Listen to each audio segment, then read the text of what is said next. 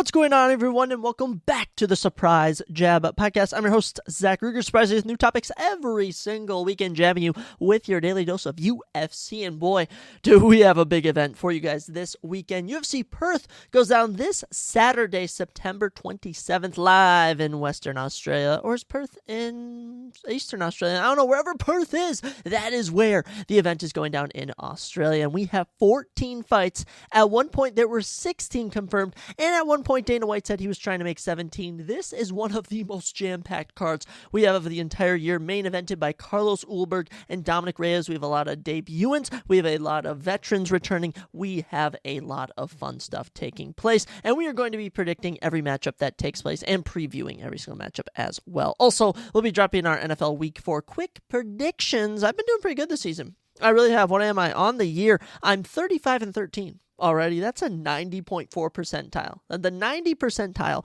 out of the entire world for predictions, and I have won every single week when I'm doing it with my two buddies, Dane and Tyler, who we both had on. Actually, we haven't had Tyler on, but we've had Dane on the podcast before. And also, I watched Dana White's Contender Series, which is how we are going to open this episode because there have been literally no new UFC fights since we last discussed things. So, without further ado, let's talk about Dana White's Contender Series because it is these fighters I talk about right now which will be making an impact in the UFC. I was about to say WWE for a second. In the UFC starting off in 2026. So, without further ado, here's your official recap of Dana White's Contender Series 9.7. And we have another 4 of the 5 fights ending in round 1. And the one fight that went the distance was a woman's fight, which was an absolute banger. I mean, this was a good card.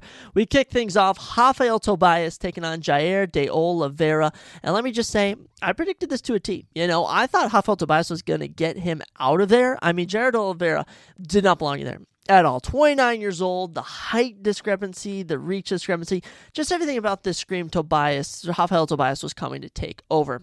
Landed 13 significant strikes. Everyone that touched him looked dominant. He eventually landed a takedown, was able to take the back, and locked in a rear naked chokehold, and gave Rafael Tobias his 6th straight win and his 6th submission. So 11 of now Rafael Tobias' 14 wins are by finish, and this dude is going to be a problem in the light heavyweight division. We've had some excellent light heavyweight prospects on this season of Dana White's Contender Series, and I can just guarantee you Rafael is going to make a statement. I don't really know who I want to match him up with first, but there's tons of guys that come to mind. You have your Rafael Cerqueiras, you have your Billy Elicanas, you have your Ibo Aslan, your Junior Taffas. You have guys where I could just see him coming in, using his grappling, and even the striking. Every time he touched Jair was reactive and looked like he was going to get stung. And it was beautiful. Great work by Rafael, and yeah, an impressive record of 14-1 coming into the UFC. Jair de Oliveira 6-1, and yeah, this dude's just not cut out for the UFC. It's just how it works with some of these guys. It's just unfortunate how it works, and you know what? Jair de Oliveira, have fun on the independent scene. Next up, featherweight division, Javier Reyes. Yes, Javier Reyes destroys Justice Torres. And look, I predicted Javier Reyes. Oh my gosh, I can't even pronounce his name. I just watched the fights, by the way. Like, I kid you not, it's 9 o'clock at night. I'm recording this. The fight started at 7, literally just ended at 8:45. So, no real intermission here. I'm still riding on the high of these fights. And Javier Reyes coming into this. I mean, he was 21-5. 21-5, and out of his 21 wins, 17 finishes. Justice Torres, 12-3. You know, he was the third option of the fighting, you know, to take place here. He was coming in, you know, off of a win. I mean, there wasn't much going for him here, and Javier Reyes just dismantled him. 21 significant strikes to 2. The total strikes was 26-3. Was taken out once, immediately got back up. Just keeps Justice Torres on the run. Eventually hits him with a nasty knee. Down he goes. I mean, it was just eventually too much. He crumbles. Javier Reyes gets his 18th career finish, improves to 22-5, and make that his, if I listed it, his 10th career knockout. I mean, this dude is a savage, and the featherweight division is getting an excellent fighter. 2 featherweights on this card, both of them getting round 1 knockouts. Yeah, I'm excited to see both of them in the UFC. That's for sure. Javier Reyes, good stuff all around. For Justice Torres, I don't know if he has potential. I mean, he's 12-4, not too bad. He trains at a good gym. He's been fighting in Fury FC, which is a good, pro organization to be a part of. But I just don't really know if he can hang with, veteran guys. And Javier Reyes, he's 31. He's 31 years old. He had the experience, so he's a 31-year-old rookie coming in. To be fair, Kals Urberg feels like a rookie, and he's older than Dominic Reyes, which is going to be funny. We'll talk about that later on in the episode. But Javier Reyes gets a contract as well. Domination. Loved to see it. Then we got to the women's flyweight matchup, and I could just tell when this started. I could just tell this was going to be a 3-round banger. Just something in my mind was like, we've had 2 round 1 finishes. We've been spoiled. We're going the distance, and this was a banger. Jesla Chavez, Sofia Montenegro, the bloodiest fight I've seen on DWCS Contender Series ever. Like, I can't remember a more bloodier fight than this. This was an absolute war. Round 1, easily my favorite round of the fight, the most back and forth round we had. 50 significant strikes to 30 in favor of Jesla Chavez. And you know what? Sophia was landing hard coming out the bat. She opened her up pretty early on, but then Chavez was just fighting back, firing these beautiful 1-2 straights. I mean, even just the straights in general were landing with efficiency. It was phenomenal. Round 2, we go out. Sophia drops her. All right, I thought it was wraps. I thought it was game over. And I don't think Sofia Montenegro has never had to do ground and pound a lot, because she kind of looked confused and didn't know what she was supposed to do. Eventually, she wound up in top control, stayed there the entire rest of the round. 4 minutes, 21 seconds of control time. Clearly won that round, and mind you, as the round ends, she gets rocked by a straight from Jesla Chavez. It was beautiful. Round 3 comes around. Urgency from Jesla Chavez, putting the pace on Sofia Montenegro, outstrikes her by double, 29 significant strikes to 14. It was phenomenal to watch. Sofia Montenegro did land a takedown, but Jesla was able to get up and get past him. Funny enough, I didn't know Jesla Chavez used to be a UFC ring girl. She has since transitioned to MMA, and she just picked up her 6 wins, 6-0, as she takes home the split decision, beating Sofia Montenegro. But Dana White loved them both, and I'm so happy he did it. Both of these women getting a contract. Second women's fight of the season, second time both of them have gotten a contract. And this is the 3rd time in Dana White's Contender Series history that both a winning fighter and losing fighter have gotten a contract. I mean, it's incredible. History in the making, and it was fantastic to see. It really was fantastic to see. So happy for Jesla Chavez and Sofia Montenegro. There are going to be problems in the women's flyweight division. Let me tell you, these two are durable. They hit hard, and 1 of 4 on takedown defense. Jesla had some very good takedown defense. I know 4 minutes and 21 seconds round 2, but that was from getting rocked. She ate a punch, fell backwards, ate ground and pound. It was good. It was really good. Very happy for both of them. And yeah, Sofia Montenegro coming in with a 6-2 record, but coming in off of a clear fight of the night. This was easily the best fight of the night. Amazing work. So keep your eyes out for Sofia Montenegro and Jesla Chavez in 2026 as they make their UFC debuts. They're going to be exciting fighters to keep an eye on. Then, the second to last matchup of the evening, featherweight division, as Murtaza Magomedov took on Brahman Zurcher. And look, Murtaza Magomedov trains with the Khabib camp. Brahman Zurcher has stepped in to spar with Islam Makhachev ahead of his, he sparred with Islam ahead of his January title fight. And unfortunately for Brahman Zurcher, Murtaza Magomedov hits frickin' hard. He drops him with a jab. It looked like he stumbled at first. Fight only lasted a minute 37 seconds. He looked like he had slipped or something, but no, he hit him with such a hard jab, stayed on the pace, hit him with a hook, dropped him, landed some excellent ground and pound follow-up, and it was all wraps. Brahman Zurcher lands his first defeat of the season, or of his career, and Murtaza Magomedov improves to 10-0, all 10 of them finishes 6 in round 1, and gets his 5th career knockout. I mean, just an animal. I mean, Murtaza Magomedov, this dude is a killer, and he's ready to be put in the mix. Same with Javier Reyes, another featherweight who won. You're ready to throw him in with the mix. I would love to see Murtaza debut against Pat Sabatini, for goodness sakes. I would love to see him tested in his debut, because the kid's 26 years old. Comes from that Kyrgyzstan, Russia region, and he just dismantled a guy in Brahman Zurcher who was 9-0 with 7 finishes. So, Murtaza Magomedov, nothing but positive things to say about you, my guy. You are going to be a problem in the UFC. It's going to be exciting to see.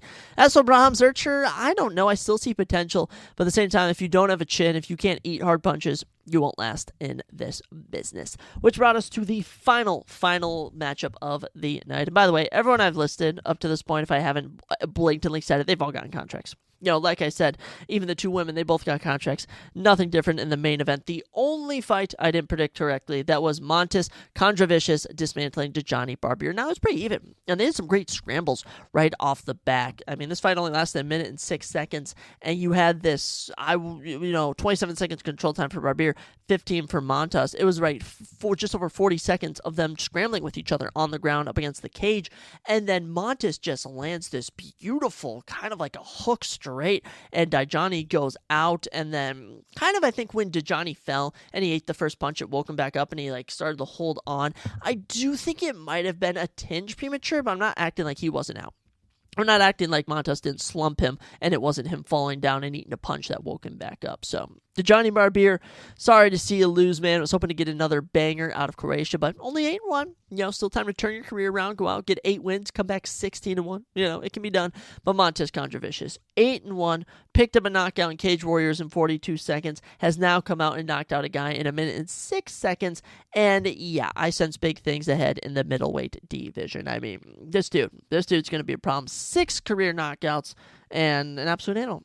And he has 2 subs. This man has a 100% finish rate. Montes, yeah, I'm excited to watch him debut. Against 2?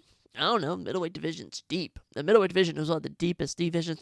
How about Torrey Finney? Can we make him fight Torres Finney? Can we make that take place? I really hope he has to fight him, for goodness sakes. But yeah, great matchup overall. It was an entertaining minute and 6 seconds, but Montes destroys him. Wasn't even close. Actually, not what am I saying? It was pretty close. But once he landed a punch, it wasn't close at all. So, 4 round 1 finishes. 3 of them are knockouts. And the one fight that goes the distance is a fight of the night banger between 2 women. Another successful episode. I mean, it's been incredible.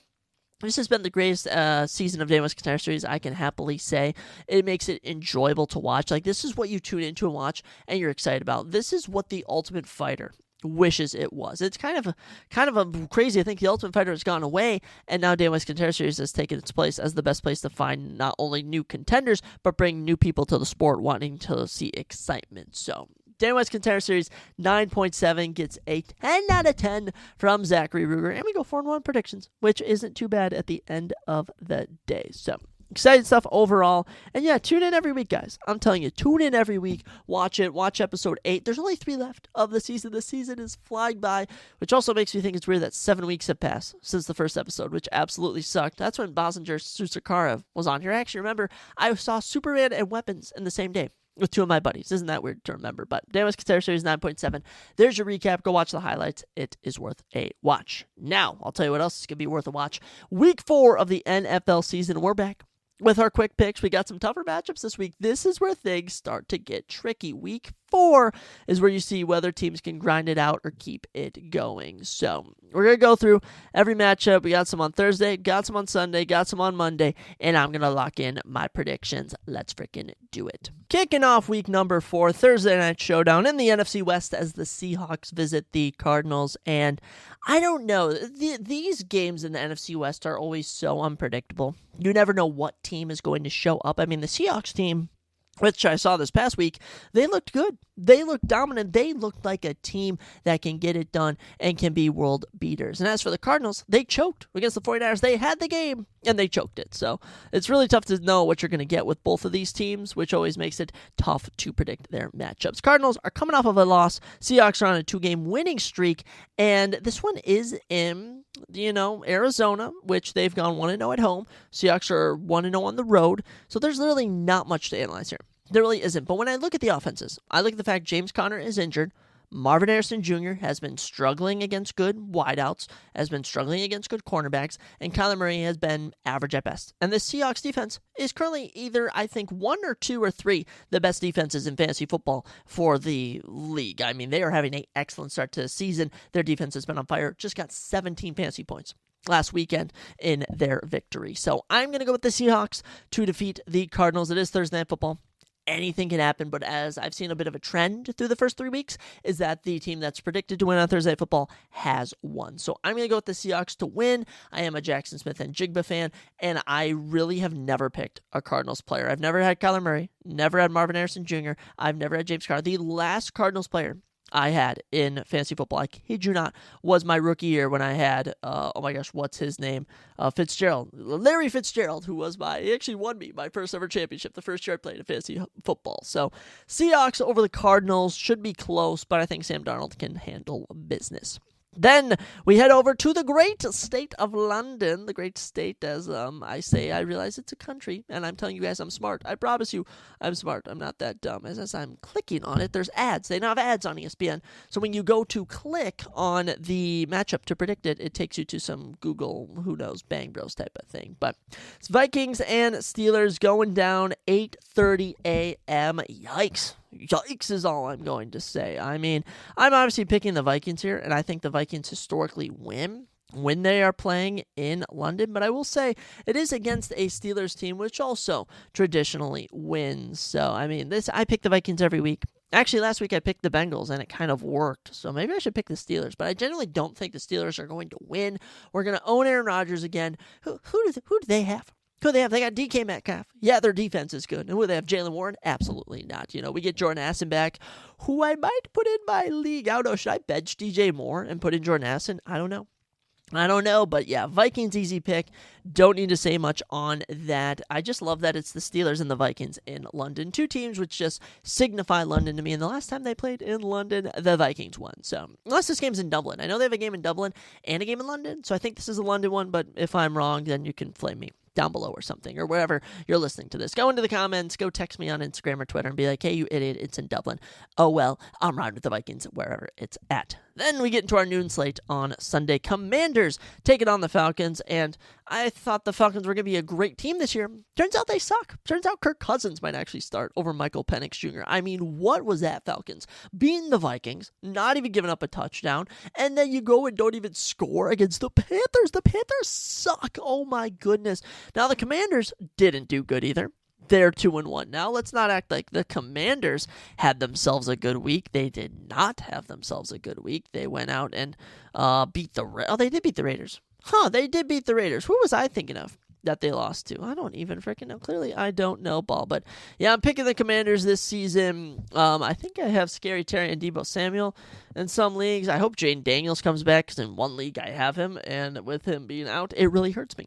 So I will be rooting for Jaden Daniels to return, but it's 90% to 10% picking the Commanders. But oddly enough, the Falcons are only plus 180, so tread cautiously with this matchup. But I'm easily going to ride with the Commanders, as the Falcons, I generally don't know what they're doing.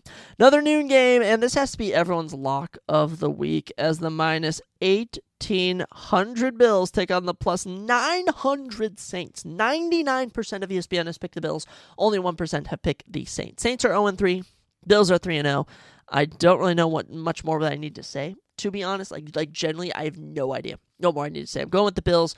I have Josh Allen in some leagues. I have James Cook in a league. I have Chris Olave, Alvin Kamara. I don't really care about. Look, the Bills are a powerhouse. The Saints are the worst team in the NFL currently. This should be a Bills obliteration. Yet again, it is the NFL. Anything can happen. But I am going to go with Buffalo. They're also at home, which benefits them. Should be a dominant win for them. Next up, we got the noon game. Browns visiting the Lions. And, hey, I thought the Browns were a lock to lose the Packers. Clearly, I'm mistaken. That game's actually being investigated, I heard, for sports betting, like for the Packers tanking, because of how much money was on the Packers. $1.2 billion in betting was on the Packers when they choked that game. But, we don't rely on superstition. We don't rely on, weird betting. We rely on just sheer looking at the fact the Lions beat the Ravens by 2 scores, and the Browns beat the Packers. And look, the Lions are still a dominant team. They have no faults, and we just witnessed the shifting dynamic where some weeks Jahmyr Gibbs and David Montgomery lead the backfield. Other days, it's Jameson Williams, Amon-Ra, Jared Goff, Aaron out. It's Lions over the Browns, but if the Browns beat the Lions again, I think the Browns may own the NFC North. I think if the Browns beat the Lions, there's something shifty going on there. But I don't even know how the Browns won that game, because overall the entire Browns offense was awful. So going to go with the Lions in this one. It's the easy pick, and they're also minus 550 favorites. So good overall over there. Next up, we got another noon game. Panthers and Patriots. Tricky here.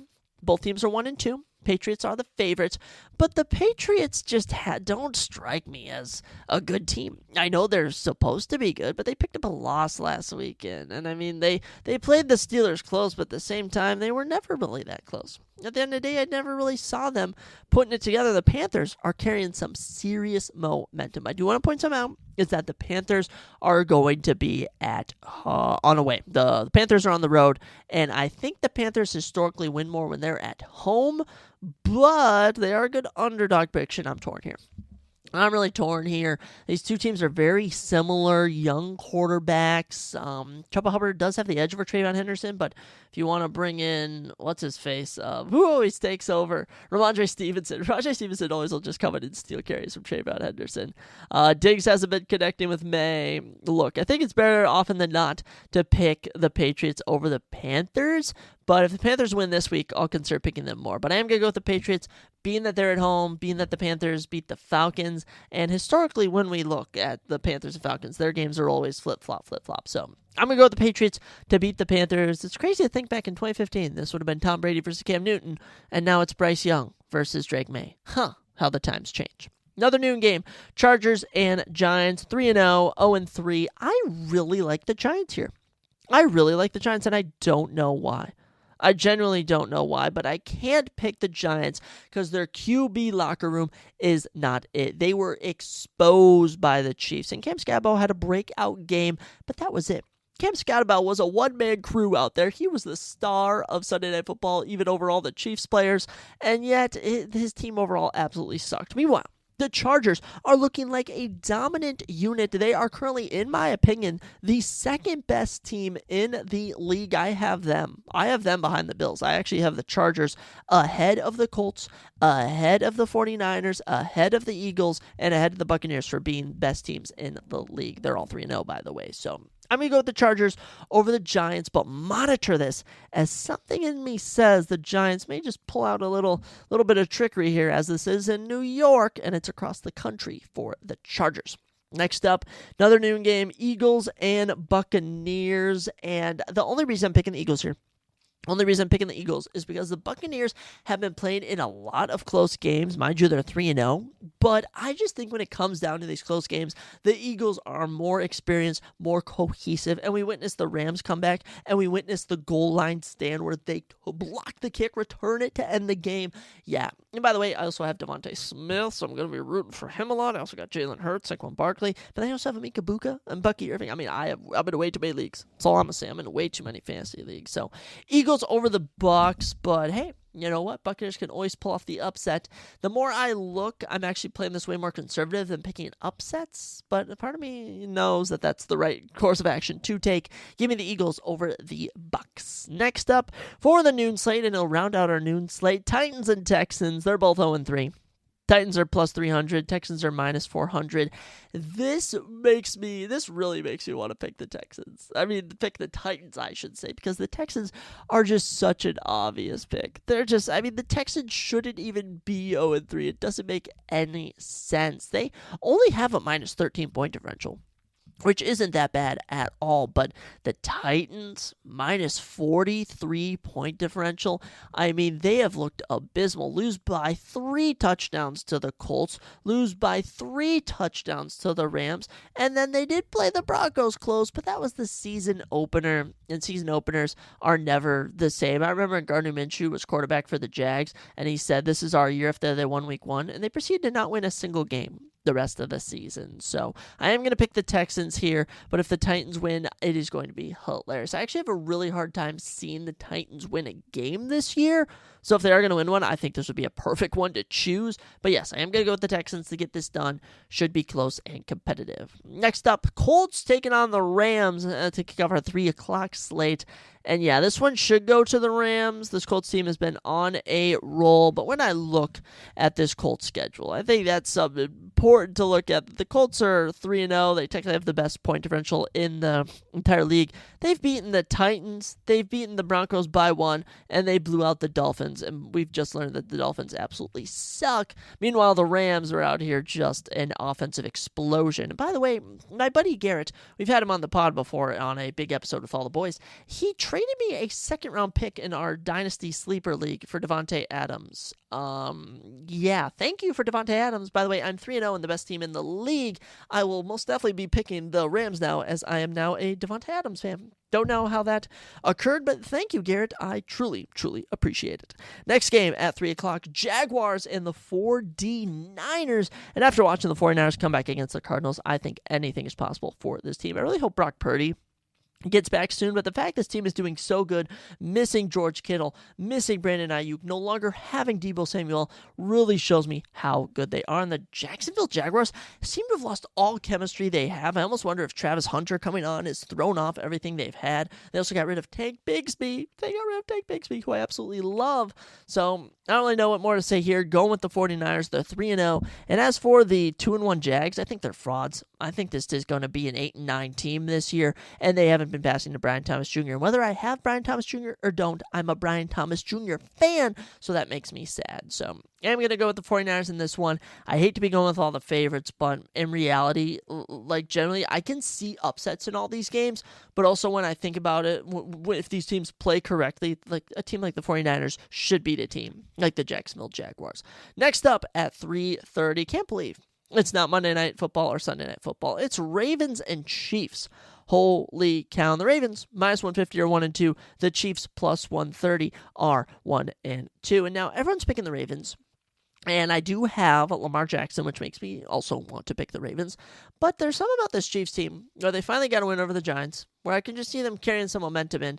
And I also think that this Chiefs team is going to beat good teams. I really do. I think they're going to beat good teams this year. And I also think that, they played the Chargers in a super close game to open the season. They then, and by the way, that was in Brazil. I do want to add that was in Brazil. They then go on the road to play the Eagles. They then lose that matchup. So now the Chiefs are back at home. The Chiefs are ready to throw down. The Chiefs are ready to get back into the winning column, and I think that's exactly what they're going to do. So actually, the Eagles, I stand corrected, gang. The Eagles were on the road. So the Chiefs lost to the Eagles. But again, the Eagles do kind of own the Chiefs now. So I'm going to go with the Chiefs, actually. But I am going to be aggressively rooting for Lamar Jackson. This is kind of a nightmare matchup for him. This Chiefs defense is good. Don't let anyone fool you. This Chiefs defense is very stout, very stellar. But yeah, we're going to go with the Baltimore Ravens in this matchup. Then rounding out our 3:30 games, Bears and Raiders. I actually have a lot of my family. My grandpa, my uncle, my grandpa's friend, who freaking is the manager of a yacht club. Guy's a beauty. And I believe my cousin Parker are all going to Las Vegas. Oh, and my other uncle, Uncle Dan. They're all going to Las Vegas to watch this game at Allegiant Stadium. First time that any of them have been there. The Bears will be going there. They're all Bears fans. And they're taking on the Raiders. And I'm torn here. Because I have Ashton Jeanty and I have DJ Moore. And I'm probably going to bench DJ Moore for Jordan Addison just because I just don't know if they're going to pass to DJ Moore. I also don't know if they're going to pass to Jordan Addison, but I also don't know if Ashton Jeanty's going to be any good. And I hope Ashton Jeanty's going to be freaking good, but I just don't really know. I know that this Raiders defense is pretty awful, but their offense has potential. Their offense does have potential. And as for the Bears, yeah, they picked up a dominant win over the Cowboys, but can they continue that as they go on the road to Las Vegas? And truth be told, I don't really know. I actually am leaning towards the Raiders here. Raiders are coming in as the favorites at minus 110, but I have a feeling they may shift to an underdog. I'm going to go with the Raiders in this one. I'm going to predict a breakout game for Ashton Jeanty, and if not, I should probably sell him. I should really probably get rid of Ashton Jeanty, but I keep holding on that he's going to have a breakout game. Maybe it'll be this week, and also if he has a breakout game, should I just sell him? I think that's what I'm waiting for. That's at the end of the day what I'm actually waiting for. Going with the Raiders over the Bears, anything can happen. It's a toss-up. It's a coin toss, and we're going to go with the Raiders. Then Sunday Night Football is where we're at. Then we have a doubleheader on Monday. They just love them Monday night doubleheaders. We got Packers and Cowboys. Packers 91% minus 400 favorites taking on the +2. Actually, what are they? +280 underdogs. The Cowboys, only 9% of ESPN users have picked them, and I don't blame them. I really don't blame them, but I don't know. Something's telling me the Cowboys go get their lick back. Something's telling me the Cowboys are going to bounce back. Now, CeeDee Lamb may be out, but I don't know. There's just something about that Packers team losing so bad to the Browns, which is just really something's weird about that. I think the Packers might be frauds. The Packers might be frauds when I look at it. Now, I know simple NFL math would say Packers beat the Bears, Bears beat the Cowboys, therefore Packers beat Cowboys, but I don't see that being the case. I see the Packers losing. I see the Packers shockingly being 2-2 and people questioning how they've lost close games to the Browns and the Cowboys. I don't really have anyone in these matchups. I do have Dak Prescott, and of course I have Brandon Aubrey. So for that reason, with Brandon Aubrey, with Dak Prescott in the league, and by the way, I have Brandon Aubrey in 5 of my 6 leagues. I clearly love me. So Brandon Aubrey, I'm going to go with the Cowboys to win. And you know what? It's an underdog prediction, and I like it. Now, moving on to Monday, wrapping up the week. First game going down at 6:15 Central Time. Jets visiting the Dolphins. And for some reason, everyone's picking the Dolphins. I don't know why. I kind of do know why. Look, the Dolphins, they should be good. They got A-Chain, they got Tua, they got Tyreek, they got Jalen Waddle. And as for the Jets, they don't really have anyone. And then today they got Tyrod Taylor, Garrett Wilson, not much at the end of the day. And somehow the Jets are 0-3 as well, which I thought they were 1-2. So Dolphins are 0-3, Jets are 0-3. I guess in reality I should pick the Dolphins. I mean, when I look at teams that are probably going to start 0-4, I didn't think either of these teams are going to start out 0-4. So maybe a tie. Can I predict a tie in this game? No, I can't. Alrighty. Well, we're going to go with the Dolphins then, because that's what everyone else is going with. And I guess I have A-Chain. And for the Jets, I do have Garrett Wilson, and if Justin Fields play, I would love to pick Justin Fields. But yeah, it makes sense to have the Miami Dolphins, so we will go with the Dolphins as our prediction. Plus, Zeke, we've had on as a guest before. He'll preview UFC 306 with us. He is a diehard Miami Dolphins fan. So for him, I will pick the Dolphins. Then we'll end the week in Denver. Denver as the Broncos host the Bengals. And I know it's going to be tough to pick the Bengals the rest of the year, with Joe Burrow being out, and especially with the blowout that took place against the Vikings. But the Broncos aren't that much better of a team. Broncos are 1-2. We don't need to act like the Broncos are this amazing team. But yeah, Bengals, they have zero momentum going for them. They're going to need to work some of that momentum back, which is why I will ride with the Broncos. So with that, we do have a lot of home teams picked. As I've looked at it, I have, out of all the matchups, guys, I only have, holy cow, I don't even know how I did this, 5 of the 16 games, I have away teams winning. So that's not really odds in my favor.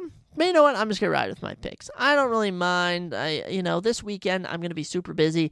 I'm going to be on the go a lot, and I just don't really have the time to make all these predictions. So we'll say it's 30-28. Broncos beat Bengals on a game-winning kick. How about that? Game-winning field goal kick, Broncos over Bengals. But those are your NFL Week 4 quick picks. I'm crafty with it. I'm crafty with my NFL quick picks. They aren't that quick. It took 20 minutes to make picks. But hey, if we think about that, it's just over like a minute and 10 seconds per pick. So good stuff overall. Very happy with that. And I also tell you what I'm going to be happy with.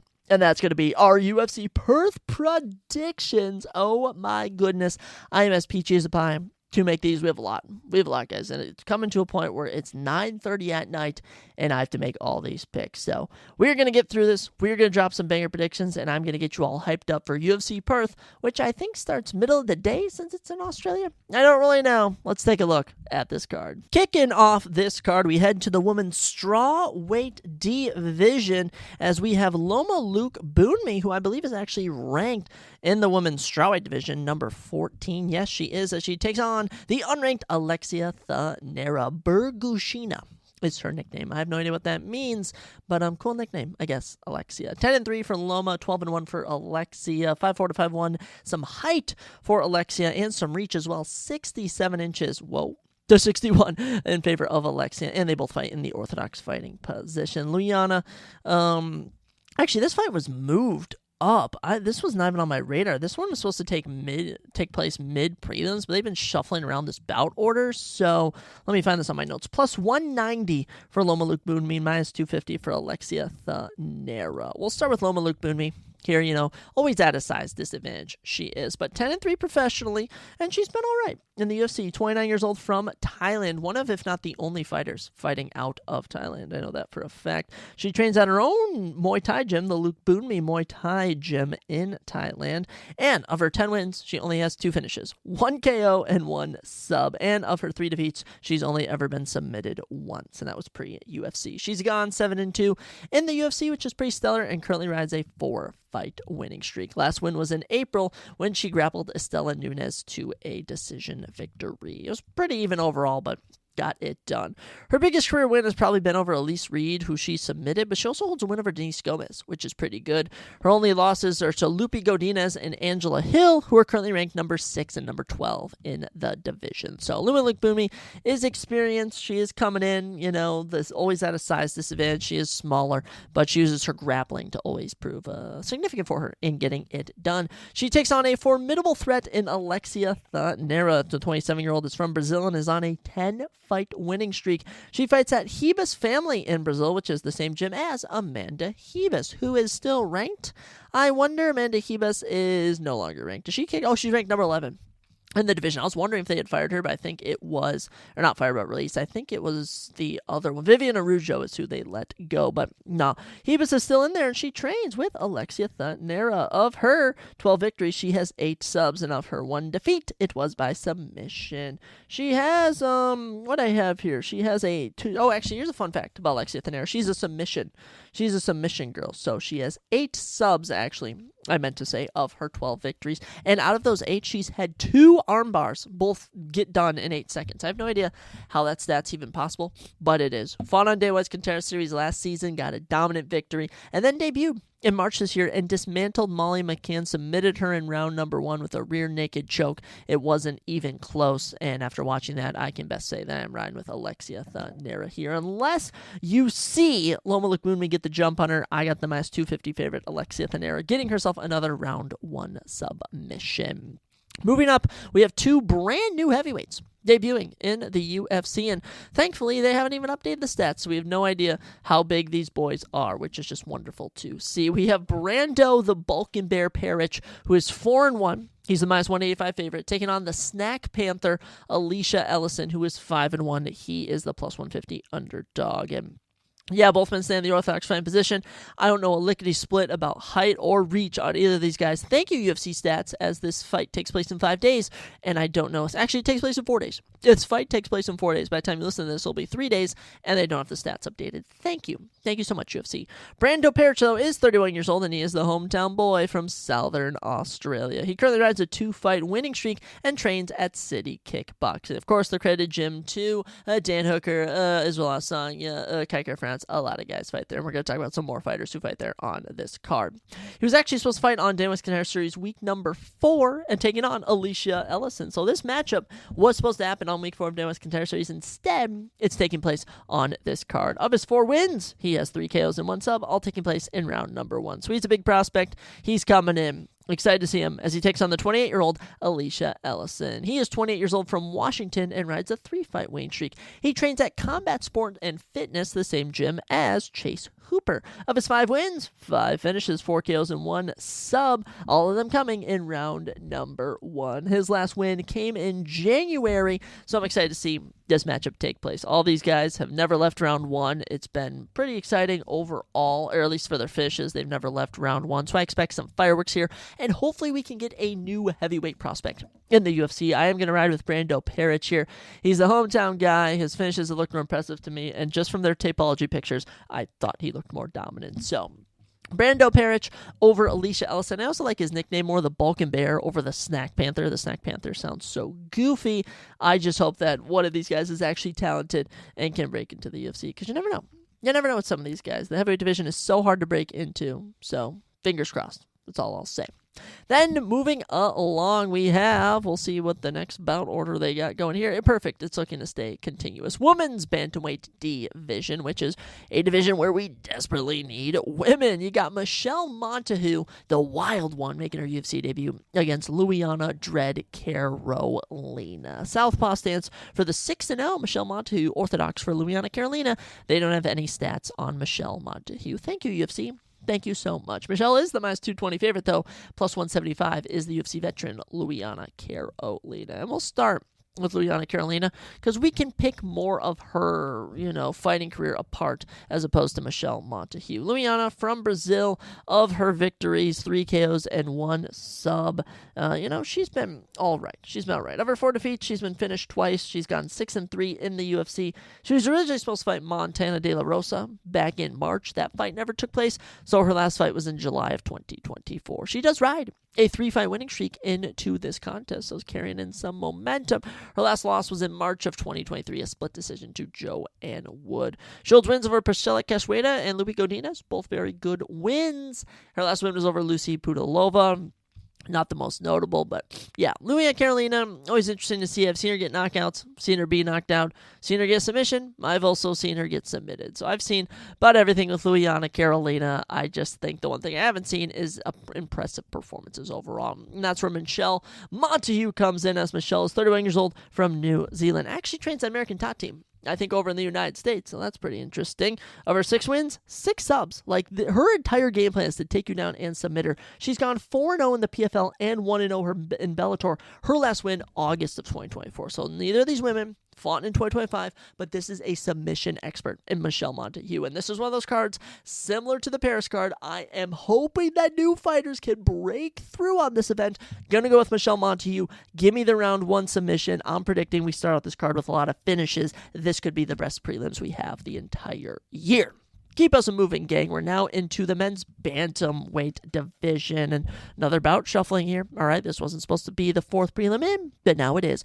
Colby Slickness Thicknees takes on the KO wizard, Josias Musasa. Colby, plus 140 is the underdog. Josias, minus 170 is the favorite.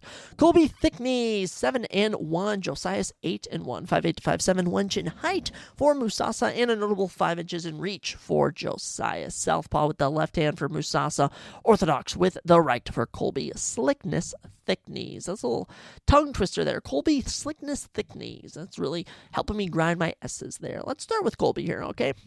He's the underdog, but he's also the hometown boy. 26 years old from South Wales, Australia. Of his 7 wins, 2 KOs and 2 subs. And the last fight he had where he won the Hex Championship. I don't know what that is, but I believe it is a big Australian fighting promotion. Fought against Alexander Topuria back in February, last time we were in Australia, and he lost. Okay, got 30-27 across the board, but he survived. Okay, and at the end of the day, not everyone can say they survived against Alexander Topuria because he's tough competition. He really is. El Conquistador is as tough as it gets. And you know what? Colby Thicknees refused to be put away, and I do think that has to hold some validity to his career. Now, as for his opponent, Josias Musasa, this dude I think is on fraud watch. I really do. He's the favorite coming in, minus 170, but Josias, 26 years old as well, from the Dominican Republic, Congo. 7 of his 8 wins are by KO, 6 in round 1. But he won a split decision on DWCS Contender Series last season to get a contract. And when he debuted earlier this year in March, he was submitted in 3 minutes by Carlos Vera. I want you all to know Carlos Vera is not UFC quality. He is nowhere near UFC quality at all. And he managed to drop Josias and submit him. So I'm going to go with Colby Thicknees here. I do think this is a good bounce back fight for Josias, especially if he is really a KO artist. But I really think this is a good underdog prediction. I love picking the Australians in Australia. And seeing how durable Colby was against Topuria and how he refused to go away, I think that has to hold some validity here. So we're going to go with the hometown boy, Colby Thicknees, to get a win before the year's end. I really hope he does because he's got a fun name.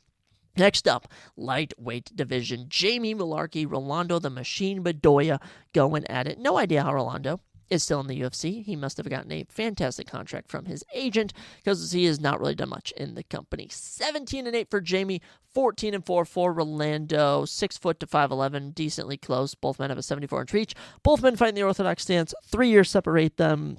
This is about as even as you can get. Minus 105 for Jamie, minus 115 for Rolando. The odds makers can't even choose. We'll start with Jamie, 31 years old from none other than Australia. 13 of his 17 wins are by finish, 10 KOs and 3 subs. Of his 8 defeats, he's been knocked out 6 times. He has gone very bad in the UFC, 5-6. You know, it's been a rough going, but He hasn't fought since May 2024. And you want to know the last two guys to beat him? Mauricio Ruffy, Nasrat Haqpassar. Okay, he's on a 2-fight losing streak, knocked out round 1, but he lost to Mauricio Ruffy, and he made it longer than Bobby Green, to give him some credit.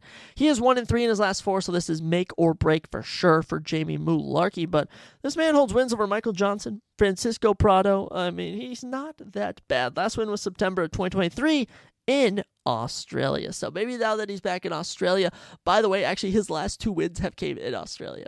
That's actually hilarious. I didn't even realize that. Debuted in 2019, and 2 of his wins of his 5 of the UFC have came in Australia. I think there's a connection there. I think we can find a connection. And even his debut, he lost a fight of the night to Brad Riddell in Australia. So I am definitely liking Jamie Mullarkey in this one. Don't want to hold a Mauricio Ruffy knockout loss against him. And he has had almost a year and a half to prepare for this contest as he takes on Rolando Bedoya. And Rolando is 28 years old from Peru. 7 of his wins are by finish, 4 KOs and 3 subs. Only a 50% finishing rate. All 4 of his defeats are by decision. Dude's not even entertaining, all right? Lost his debut to Cass Williams in May of 2023. Lost to Song Kinong in August of 2023. Last fight, August of 2024, was made to look silly against Jai Herbert. I am confidently picking Jamie Mullarkey here, and I really hope Jamie Mullarkey closes as an underdog. He would be such a fun underdog predictions. He's Australian. He has had much more success in the UFC than Rolando Bedoya, and I think he is potentially going to knock out here. I really think he does. Rolando has been dropped in his last 2 matchups. His chin isn't all there, and I think not fighting for a while. It may hurt both of them, but I do think for someone with us, actually, either way could go out here. I can't even lie. Either way could go out here, but I'm going to ride with the Australian here in Jamie Mullarkey. Come on, Jamie. One more win to go out on. It would suck if he ends his career on a 3-fight KO losing streak, but we'll see what happens here. This fight will go down on the prelims. From lightweight to welterweight, we welcome back the captain, Jonathan Miklev, as he takes on a man who has had an up-and-down year in Oban, the Welsh gangster, Elliott. Jonathan, 8-1, is coming in as the plus 105 underdog. The 12-3 Oban is the minus 135 favorite. Both men are 6 foot, 5 inches in reach for Jonathan. 77 to 72 is the one advantage I see. And a southpaw stance for Jonathan and an orthodox stance for Oban shows another discrepancy. But other than that, these two size-wise are very similar. Let's start with Jonathan here. Coming in as the underdog, he is a native of Australia. 26 years old, he rides a 3-fight winning streak. Of his 8 wins, 5 finishes, 2 KOs, and 3 subs. Of his 1 defeat, his lone defeat, it was a round 4 KO loss. So this dude has gone into deep waters outside the UFC. Got a 3-minute triangle choke on the final episode of Dana White's Contender Series last year. He would debut in February of this year, knocking off Kevin Jousset in a, somewhat, I'd say, impressive performance. Now, when it comes to Kevin Jousset sucked. I mean, Brian Battle put him away, which is good to see, but the fact Jonathan couldn't might be a bit cautious. I do want to say that. However, he did put on a rather good performance in this contest. Jonathan, fighting out of Australia, he's young, he's hungry, but he's taking on the toughest opponent of his career in none other than Oban, the Welsh gangster Elliott, who might have one of my favorite nicknames in the UFC. This man has had a wild run as of late. 27 years old from Wales, over in Wales, not South Wales, Australia. This is Wales. We're talking the UK. He trains at Shore MMA, the gym that Jack Shore owns. 3 KOs and 3 subs give him a 50% finishing rate, and of his 3 defeats, he's been KO'd twice. Came into the UFC on a great run. 8-fight winning streak, wins on Dana White's Contender Series, beats Val Woodburn, beats Preston Parsons, and then knocks out Bassel Hafez at UFC 309. He's looking all good. Then in June, goes to UFC Qatar and gets grappled to death by Seung Huk Ko. Just grappled to death. At the end of the day, he was to 6 of 9 takedowns, 10 minutes, 15 seconds control time. It wasn't pretty at all. But it just showed an area he needs to improve. And we've looked at, pieces of Oban Elliott's game where he needs to improve. It's certainly in the grappling. I just don't know. I really don't know if this one, Oban Elliott has a lot of potential here, but I'm wondering if this is the sign of a decline. I really do. And Jonathan Miklev is coming in on a little win streak of his own. He's been looking impressive, but I've seen Oban fight. And if he fights like the Basil Hafez fight, he'll get it done. But if he fights like the last time against Seung Huk Ko, he will get grappled to death. We've been riding with just about every single Australian here. I know I can't pick every Australian. I know that. But, do we really think Oban's going to win? I don't know, but these guys are really similar. Even in their fight style, I'm going to be honest, they fight pretty similarly. You know what? I'm torn here, guys. I really am. I make my predictions live on air, and you know what? I'm gonna go with Oban here. Something's telling me Oban. Something's telling me Oban Elliott's gonna get this done. We can't have every Australian winning unless that's a thing. Unless every Australian actually wins, that would have been the easiest card to predict ever. But I am gonna go with Oban Elliott to get this done. Maybe even a knockout, perhaps. I don't know. I just don't think his limit is Sung Ho Ko. I would really, really hate to see him lose to Jonathan Mikalev, and that be Oban Elliott's career. But we'll see what happens. We're going to go with Jonathan Mikalev to lose to Oban Elliott as the favorite here. Next up, middleweight division, and we have another fighter from Dana White's Contender Series Season 9 getting a opportunity. The Battle Giraffe, Cameron Ralston, is taking on Andre Petroski. And Cameron Ralston coming in 12-3. Andre is 13-4. 6'3" to 6 foot. Height for Cameron Ralston and reach 78-73. Orthodox for Cam, switch stance for Andre Petroski. Andre is the favorite. Cam is the underdog, minus 145 to plus 120. The odds do have this pretty close. Looking at Andre Petroski, we know this guy. We know Andre, 34 years old from Pennsylvania, trains at Renzo Grassi in Philly with Sean Brady, who is his training partner out there. Of his 13 wins, 8 to by finish, 4 KOs and 4 subs. Of his 4 defeats, he's been knocked out 3 times. He's gone 8-3 in the UFC and recently had his 3-fight win streak snapped in Atlanta by Edmund Shabazian. And that fight really exposed Andre's poor striking. It really is. And he came out, at a close round 1. Round 2 was even closer, but then round 3 was just made to look silly. Andre started off good in the UFC. It's easy to submit guys that you are more talented than and finish them. But then he started running into Wellington Turman. Couldn't put him away. Gerald Meerschaert, split decision, knocked out by Michel Pereira, knocked out by Jacob Malkoun. Then goes on a 3-fight winning streak. All of them kind of boring grappling decisions. And then, of course, the loss to Edmund Shabazian. But I know he's good. I know Andre's good. He's a really tough opponent to draw right off the bat.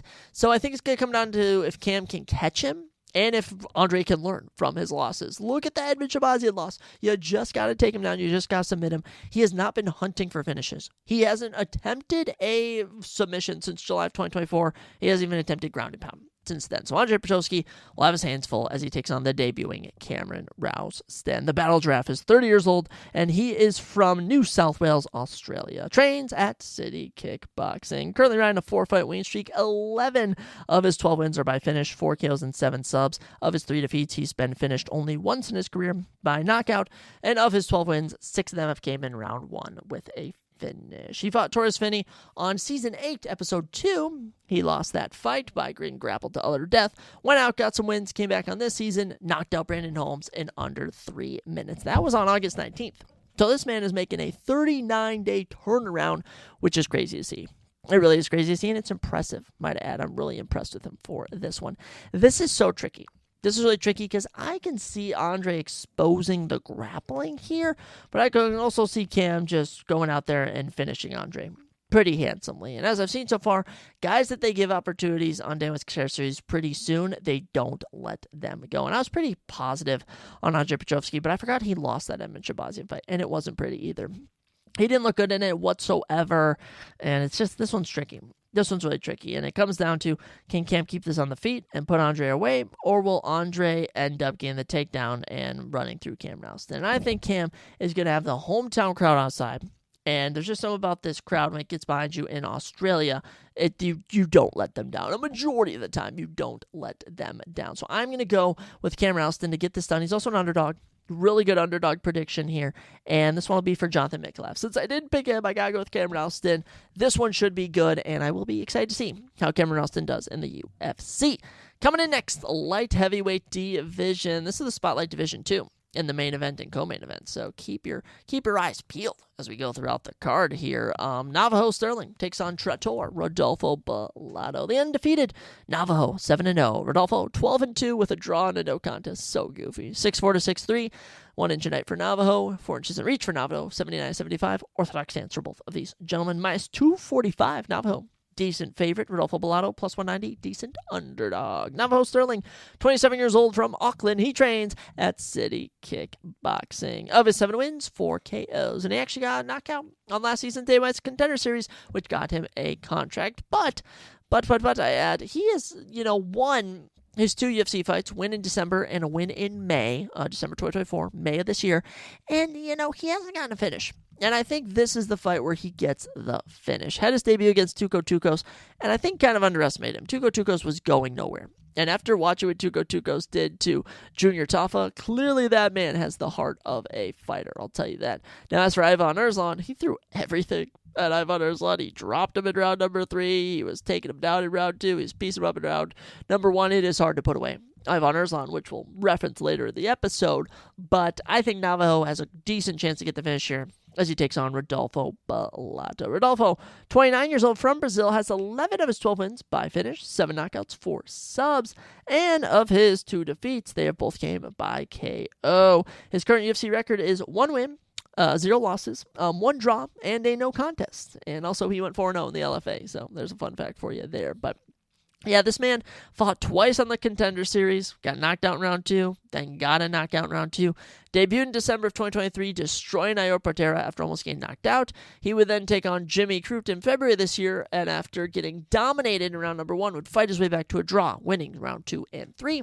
Then he would take on Paul Craig in June and absolutely lose an opportunity to get a highlight reel knockout. I mean, after seeing what Modestas Bukauskas did, Rodolfo Bellato could have put him on a platter, but unfortunately he didn't and couldn't get it done. I think Rodolfo Bellato is going to provide a very intense, in-your-face reaction for Navajo Sterling, and we're going to see if Navajo can deal with that, because he has not dealt with that with Ivan, didn't deal with it with Tucos. So if he can get around the Rodolfo Bellato game right in your face, looking to take you down, looking to strike with you, try and knock you out, he will get around him. So I am going to go with Navajo Sterling, but keep your eyes peeled on Rodolfo Bellato here, because this is really going to tell us how good Bellato is. I'm kidding you not. Every other fight for Bellato's UFC run won't tell us anything. This will truly determine if Rodolfo Bellato is UFC material, which does suck for making picks, but I do think Navajo Sterling will get it done, and it should be a good fight either which way. Next up, we're going to try and break another heavyweight into the UFC. Justin Tafa back in the game. The bad man returns as he takes on the Vanilla Gorilla, Louis Sutherland. 7-5 with a no contest is the record of Justin Tafa. 10-3 is the record of Louis Sutherland. Louis Sutherland does have more reach, does have more size than Justin Tafa, but a southpaw stance for Justin and an orthodox stance for Louis Sutherland will provide an interesting opposite stance, if you will. That's all I really got in this matter. The underdog, Louis Sutherland, the favorite, the minus 125, Justin Tafa. Louis, sweet Louis, the Vanilla Gorilla. What a fun name. Remember when there was someone who used to have the nickname Vanilla Gorilla? It was Chase Sherman. Chase Sherman used to be the Vanilla Gorilla, but now it's Louis Sutherland. Louis, 31 years old now, 4-fight winning streak, represents Scotland, fights out of England, and trains at Great Britain top team, the same gym as Nathaniel Wood, as Loner Kavanagh, and as Chanel Dyer, who got a contract on this season of Dana White's Contender Series. Of his 10 wins, he has 8 KOs, and of his 3 defeats, he's never been finished. I think that's a pretty fun fact.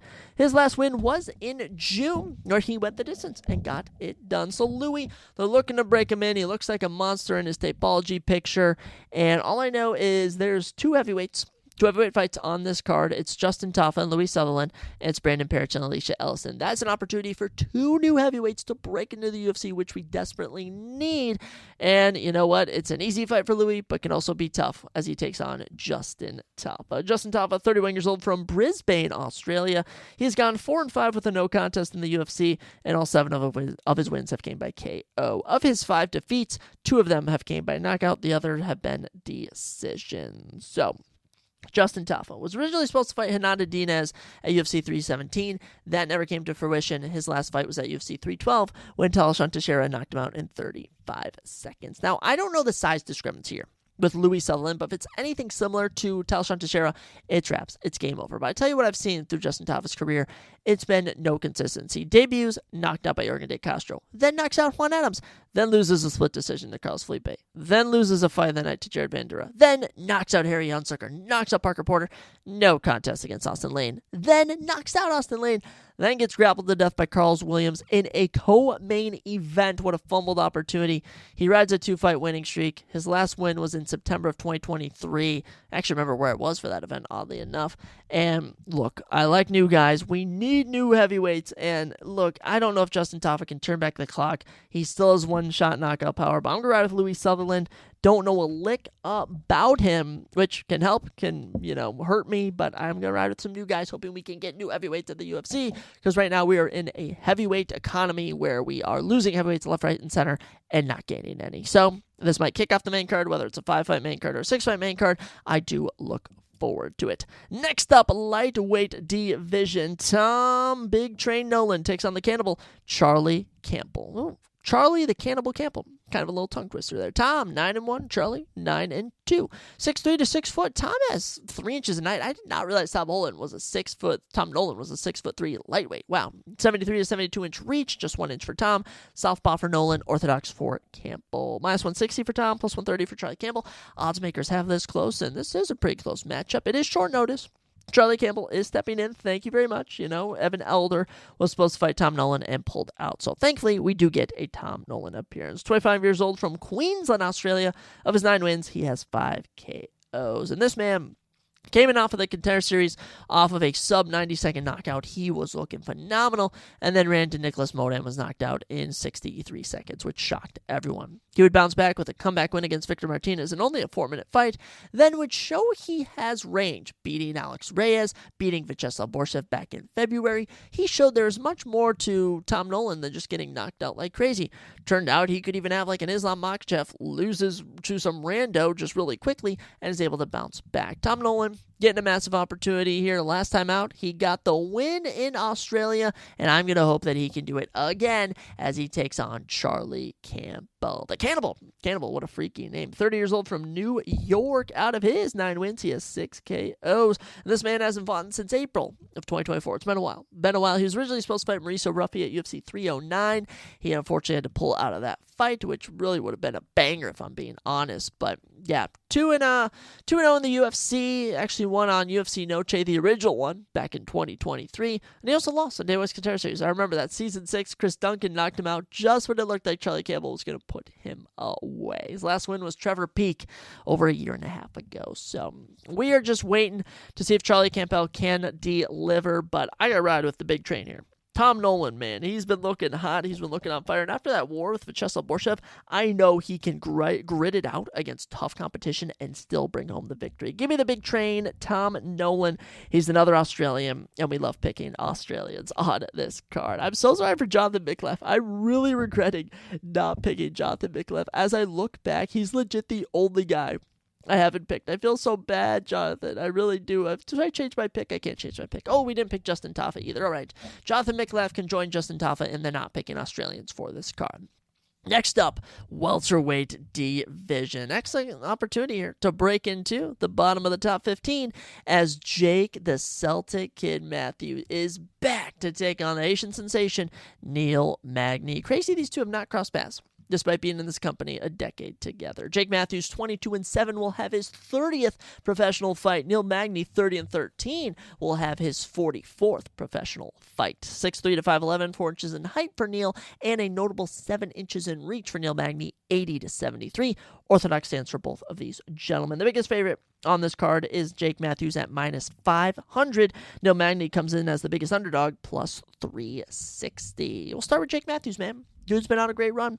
He really has. 31 years old from Victoria, Australia. 14 of his 22 wins are by finish, 5 KOs and 9 subs. And of his 7 defeats, he's been finished 4 times, 3 by sub, 1 by knockout. But I do want to add that this dude hasn't been finished since 2021, and that was against Sean Brady, for goodness sakes. He is 15-7 in the UFC and has been them since he was the young age of 20, all the way back in 2014. And Jake Matthews, he's fought in James Vick. He's fought in Kevin Lee. He has fought in Li Jingliang. He has fought in Anthony Rocco Martin. He's fought in Diego Sanchez. Like I said, Sean Brady. He's also fought in Michael Morales, for goodness sakes. And by the way, Michael Morales, that was the last guy to beat him. If anyone doesn't know who Michael Morales is, he's the number 7th ranked welterweight on the planet and is 18-0. With like 13 finishes. Like, this dude is utterly insane. And that's been the last loss he took. 2024, picked up a win over Phil Rowe. 2025 so far, win over Francisco Prado, and a round 1 sub over Chidi Njoukane back in Nashville in July. So Jake Matthews coming in, lots of momentum. This is the closest he's been to the rankings since 2020. I mean, come on. Come on, Jake Matthews, you cannot squander this opportunity.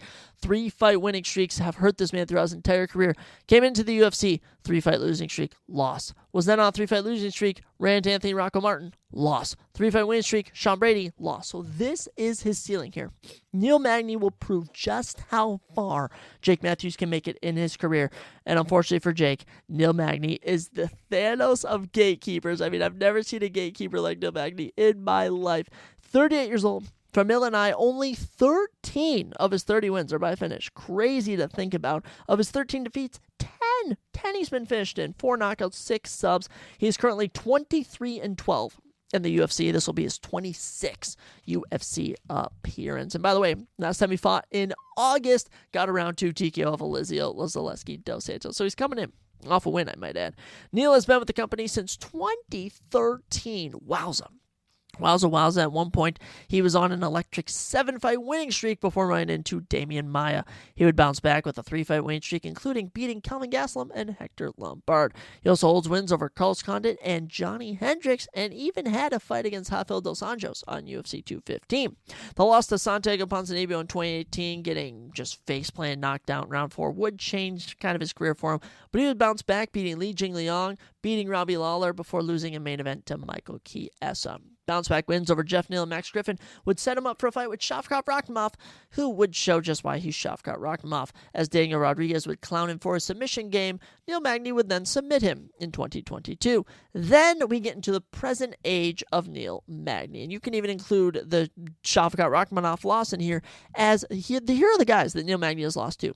Shavkat Rakhimov, this is in the last 3 years. Gilbert Burns, Ian Machado Gary, Michael Morales, Carlos Prates. His last loss, 2024, he went 1-2 losses to Michael Morales and Carlos Prates. But let me just read these to you. The number 3 ranked guy, the number 6 ranked guy, the number 7th ranked guy, the number 9 ranked guy, and the number 11th ranked guy. Those are the only men to beat Neil Magny. Who has he fended off? Phil Rowe. Mike Mallet. The Mike Mallet one, insane, is losing with 15 seconds left. TKOs him. And of course, the veteran Elizio Zaleski dos Santos. But this is very even. This is very even for Neil Magny and Jake Matthews. I just don't know what version is going to show up for Neil Magny, because really, I've seen him show up late against Mike Mallet, and I've seen him not show up at all against Carlos Prates and Michael Morales. I've also seen him show up against Elizio Zaleski dos Santos and not show up at all against Ian Machado Gary. So he's hit or miss with Neil Magny, but I got to give it to Jake Matthews. Like, this would be such a great opportunity for him. He could get into the rankings with this and have the biggest winning streak of his career. Give me the Celtic kid, Jake Matthews, at -500.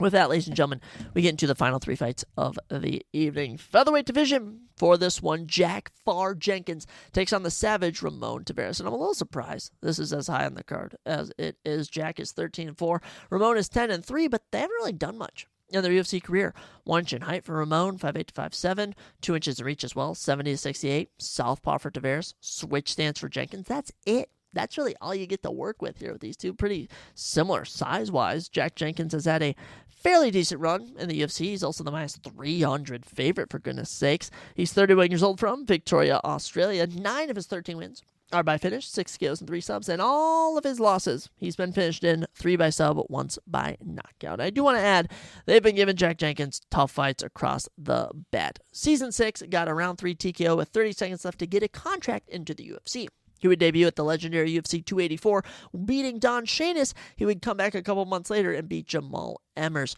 Finally, September 2023, he is tested against Chepe Mariscal, where he fails and unfortunately is injured in round 2 and can't continue.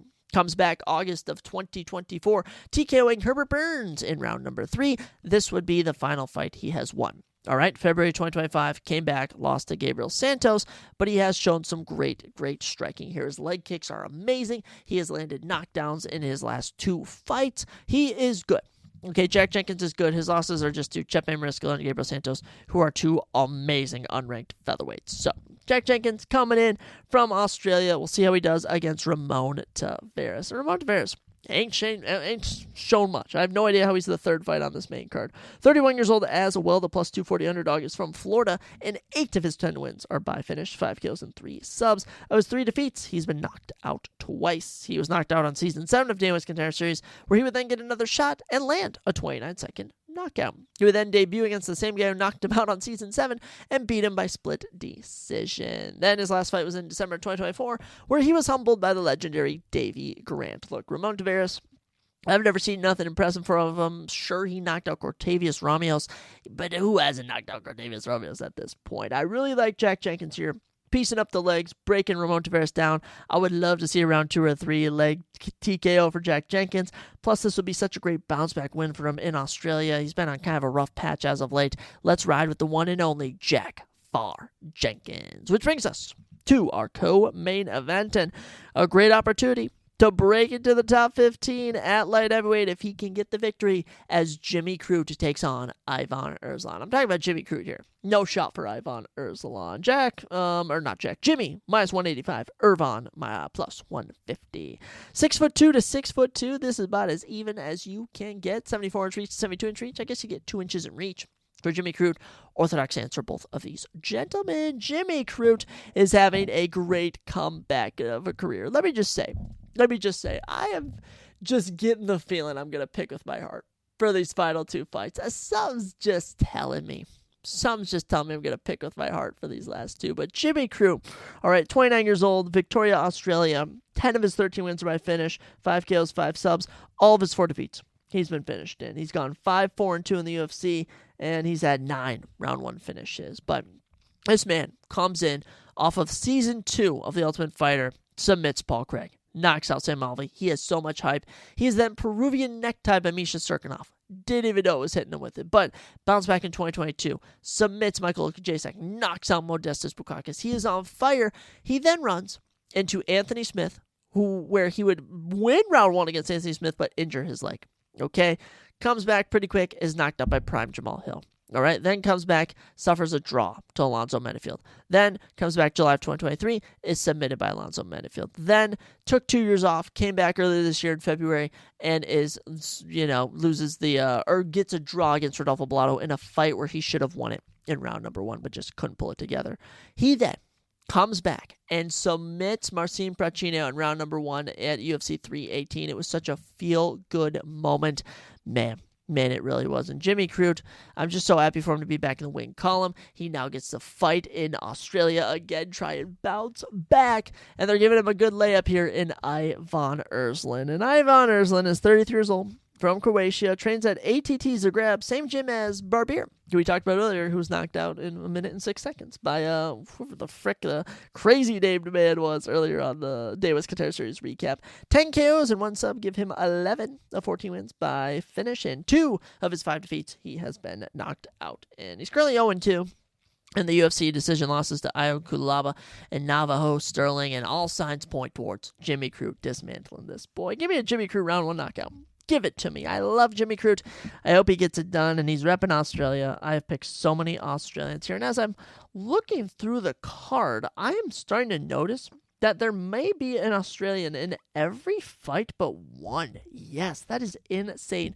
14 fights, there is an Australian in 13 of the 14 fights, and some of them, Australian versus Australian. So we are going to ride with Jimmy Crute in this one. I mean, Ivan Erzlan has given me nothing to work with at the UFC. No striking, no grappling. Kind of just exists, if you ask me. Ivan Erzlan, I pray you get knocked out by Jimmy Crute, but I also pray you both come to Jesus, so I pray for bigger things. With that, ladies and gentlemen, the main event. Oh, I cannot believe these two have to cross paths. The number 3 ranked light heavyweight Carlos the Black Jag Ulberg takes on the Devastator, the number 7th ranked Dominic Reyes. 13-1. The professional record for Carlos Ulberg, 15-4, the professional record for Dominic Reyes. Both men are 6'4". Both men have a 77-inch reach. The only discrepancy you will see here is an orthodox stance for Carlos and a southpaw stance for Dominic Reyes. These two are so size-wise similar. It's crazy. Ulberg minus 250, Reyes plus 200. It's going to be close. It's going to be shifty and shafty, and I am all here for it. Let's talk about the main man, the man who was predicted to knock out Dom, Carlos Ulberg. He's been on a run. Carlos Ulberg has been on a run, 34 years old, and is somehow a prospect here. From Auckland, New Zealand, he trains at City Kickboxing. Currently rides an 8-fight win streak. one of the biggest win streaks in the UFC currently. He might be the biggest in the light heavyweight division.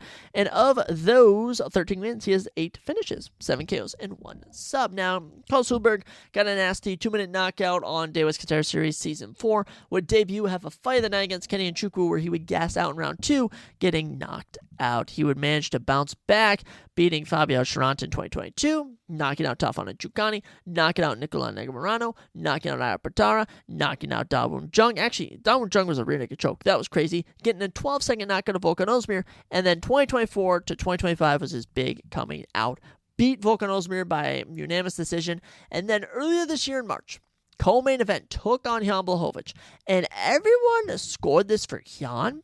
Somehow, I had it 29-28 for Carlos Ulberg, and when you look at the stats, Ulberg may have dropped round 1 narrowly. He won round 2 pretty handsomely. In round 3, I gave him the nod, but Carlos Ulberg really used to be all gas, no brakes, and, taking on Volkan and taking on Han, you saw a much more timid version of Carlos Ulberg, much more distance striking, not really going for the all-out finish, which is kind of what got him a bunch of hype and made me a fan coming in. Now, as for Dominic Reyes, his chin is always on watch. I think this is an opportunity for Carlos Ulberg to leap the line and become the next title challenger, so I think he's going to try and get a big finish here, if you ask me, but it won't be easy as he takes on Dominic the Devastator Reyes. The biggest comeback story last year is easily Ben, and this man doesn't plan to stop here. 35 years old from California, the plus 200 underdog, has 12 of his 15 wins by finish, 10 KOs and 2 subs. Of his 4 defeats, he's been knocked out 3 times. He's currently 9-4 in the UFC, and this man has one of the craziest careers you'll ever see. Comes in the UFC, goes 6-0, 4 finishes, 3 round 1 knockouts, beats Volkan Ozdemir and Chris Weidman, and then is robbed against John Jones. I'll never forgive the UFC for this. I'll never forgive it, and I will never forgive Joe Solis for scoring it a 49-46 blatant, what do you even call it, robbery, blatant tomfoolery, blatant cheating in the judging. I mean, this is a fixed fight as much as you can see it. Dominic Reyes outstruck John Jones through the first 3 rounds, okay?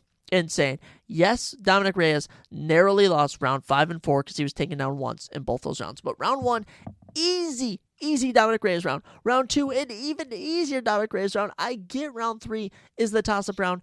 2 takedowns defended from John Jones. He didn't land a single strike that dealt any impact, and Dominic Reyes outstruck him by 7 significantly in total. Okay, I will never forgive them for that. It was a robbery.